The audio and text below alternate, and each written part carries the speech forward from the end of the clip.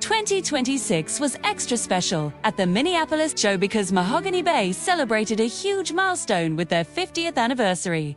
For half a century, these folks, along with the Antique and Classic Boat Society, have been the go-to experts for buying, selling, and beautifully restoring vintage wooden boats.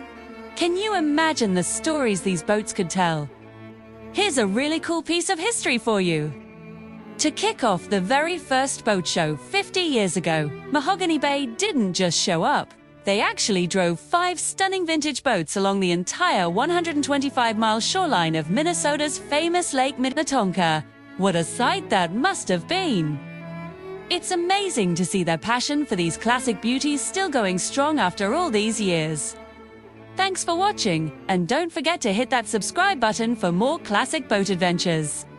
Also, be sure to visit mahoganybay.net, where you'll discover more classic boat history, timeless stories, restoration projects, and a curated selection of vintage boats for sale.